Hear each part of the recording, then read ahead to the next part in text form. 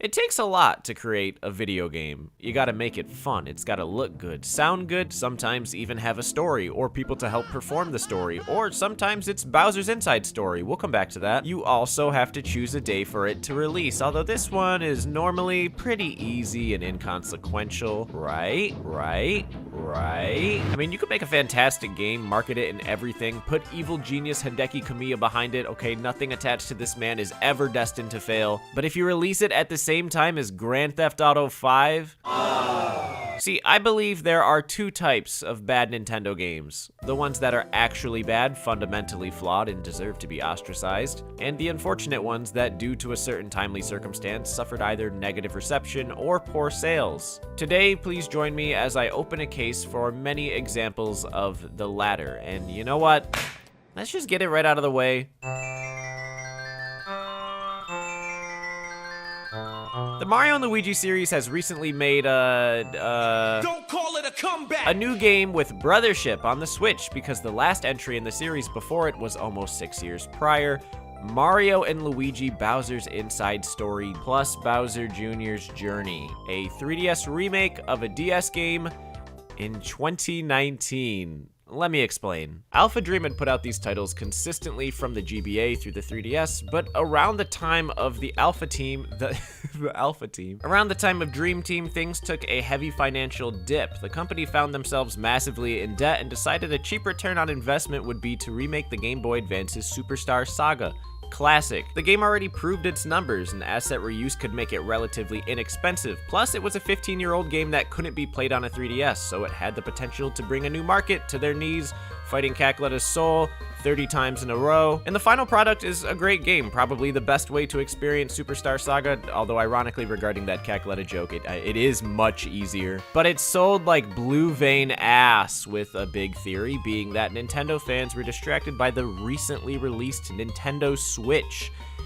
Yeah, that's a load of bullshit. Obviously, developing this game for the Switch would have been better, but that's costly and much trickier than the console you've already put 3 games out on. Switches were hard to find then too, so even if the 3DS wasn't at its ripest, it was still probably the best platform for Alpha Dream, just as long as they don't do it. You already know how this ends. In March of 2018, 1 year after the Switch launched, Bowser's Inside Story plus Bowser Jr.'s Journey. Yeah, I don't know why, but when I recorded this, I kept saying DX. Is announced for 2019, and it does, in fact, come out in January of that year, and proceeds to become one of, if not the worst-selling Mario games, and the company goes bankrupt later that year. Very comedically depressing when you look at the Mario and Luigi sales and you see Bowser's Inside Story as both the best and worst selling game. The Superstar Saga remake, remaster, perhaps could have sold better on Switch in 2017. It's debatable. But no 3DS game released in 2019 was ever going to crack 1 million. So let's give a quick highlight reel to those guys.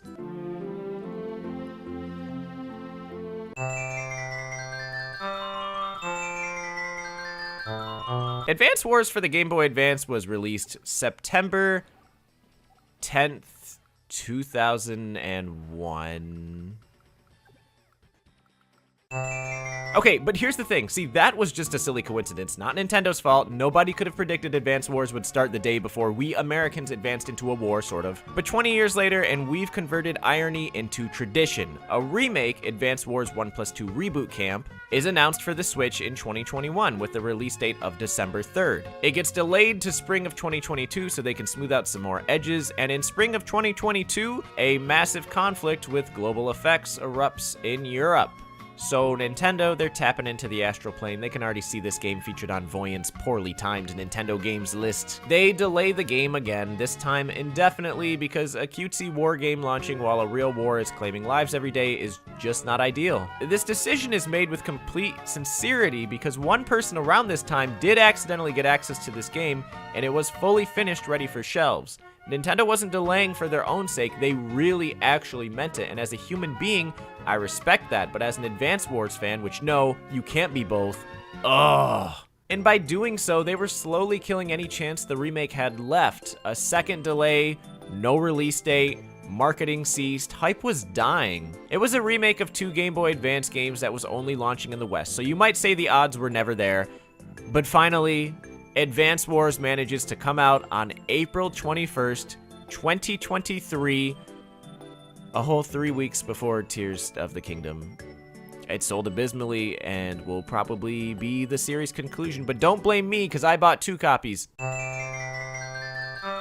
New Super Mario Bros. 2 is ass. There is no content but coin collecting, which is grindy and monotonous and too much like real life. That said, this game was a huge hit. It's the 5th best-selling for the console, and reception was pretty warm, much like its release date in August of 2012.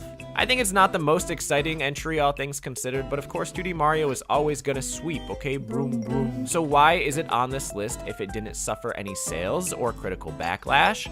The answer is in New Super Mario Bros. U, a much better game that just maybe did not need to be a launch title for the almighty next-gen, most expensive Nintendo console ever, Wii U. That's not to say that U came out at a bad time.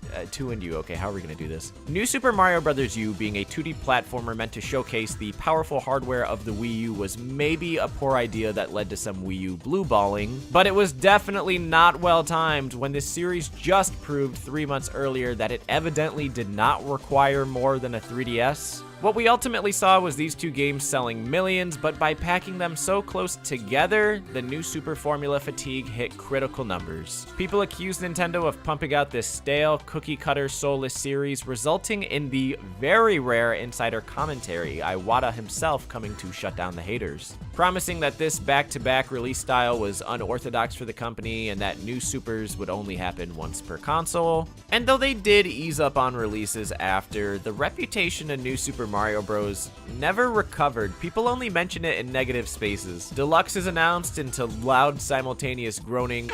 Wonder comes out and everyone's all, thank God we're past that. New Super Luigi U. Wait, I forgot about New Super Luigi U. Maybe that should be on the list. Actually, never mind.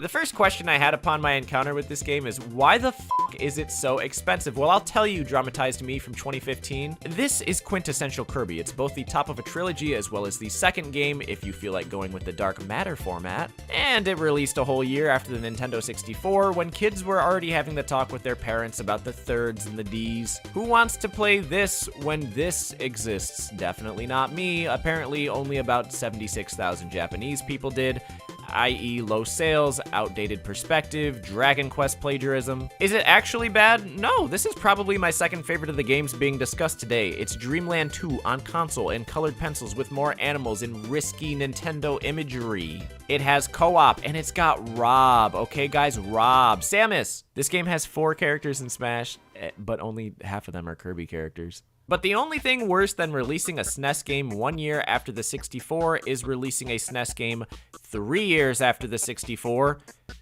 and it being Fire Emblem. Fire Emblem Thracia 776 is a game that I am scared to pronounce, let alone perceive. It was released in Japan in the year 1999, 3 years after this egomaniacal guy, and exclusively for the Super Famicom R4, I mean Nintendo Power cartridges, before getting a standard boxed release in January of 2000. Any guesses as to why this game has the lowest sales in the series? Yet, Fire Emblem fans love this game, and I didn't play it because I'm too dumb to figure out how translation patches work, I guess. I don't.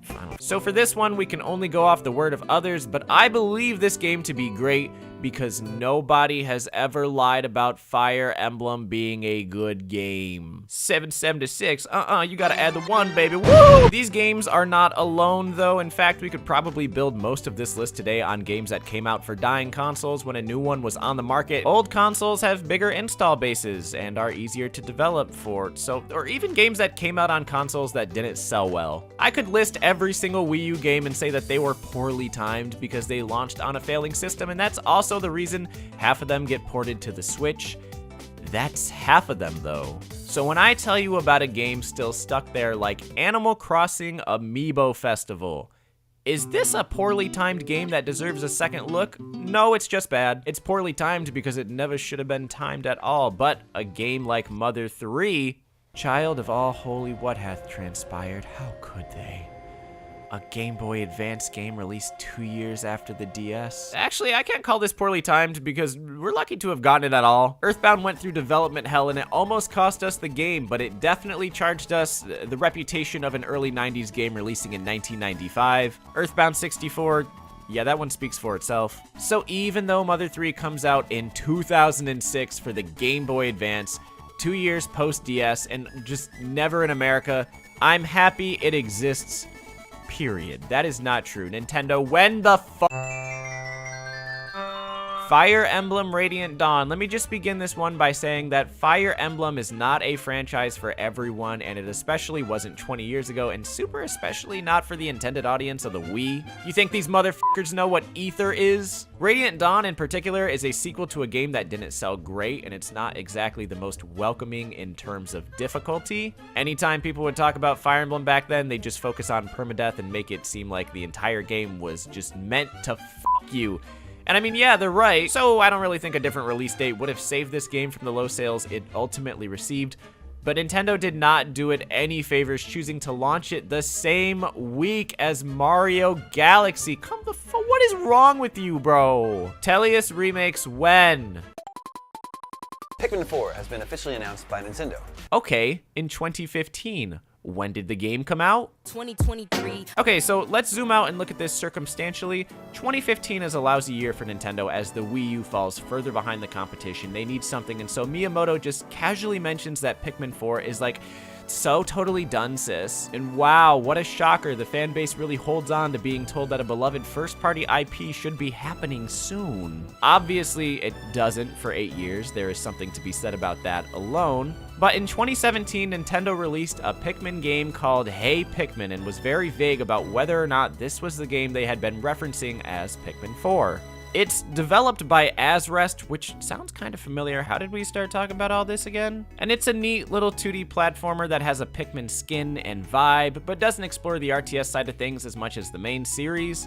It's easy to tell how the perception of portability shaped the experience they wanted to offer. I also personally think it controls kind of weird, not that controls have ever been the strong suit of Pikmin, but Miyamoto later clarified that Pikmin 4 was still progressing, separating the two entities, but that didn't stop people from acting like this game was named Hey You Pikmin, resulting in backlash over what the game wasn't, and of course, low sales. In one corner, you could say Hey Pikmin is poorly timed coming out post-Switch pre-4. In another, you could say all of this could have been avoided if Miyamoto had just held his tongue, even when PR told him to. But honestly, Hey Pikmin is kind of mid. Like, this is probably my least favorite game here on the list. Its novelty only exists in the fact that it's the only spin-off and 2D. It's okay, but I'd rather just play Nintendo Land Pikmin instead. Ah, now this is a flippity flip. Metroid Prime started off risky. It could have been the worst-selling game in the series when it released. The 2D exploration game with platforming elements transitioned into a 3D first-person exploration game with platforming elements. That's a big change in a historically successful franchise, but it must have been very correctly timed, because it took the Metroid series into a next-gen identity along with the GameCube, and Metroid Prime goes on to become the then best-selling game in the series. A pleasant result, perhaps throwing Nintendo into a state of cockiness. Years later, when it comes to Metroid Prime 2, the sales, less than half of Prime 1 and the worst-selling console game until Other M. How could the sequel do so poorly when the first game was such a smash hit? Metroid Prime 2 is a fantastic game, people know this now and they did then, but deciding to launch your game within a week of both Halo 2 and Half-Life 2, that was a really brave decision. Many people theorize that while these games are totally different, and that's more so recognized now, in the second entry, they were still seen as occupying similar territory, futuristic aliens. And of course, Halo 2 was going to come out on top, leading to the dip in sales that the third game only kind of fixed, not really, still under half. This takes us into a Metroid Prime drought. Metroid Prime 4 is one of the most hyped up Nintendo games in the past decade. That's because you gotta understand how long people were asking for it. Nintendo puts the Metroid Prime series on hiatus. They have Retro go over and make Donkey Kong Country Returns and Tropical Freeze, and then in 2017, they whip out a number and the internet ends. People were thirsty. They really love seeing Metroid Prime 4, and I think it was only made worse after... Oh my god, how many times will how many times will I be blessed to retell the fascinating biblical story of Metroid Prime Federation Force? I think this is like the 5th time on the channel.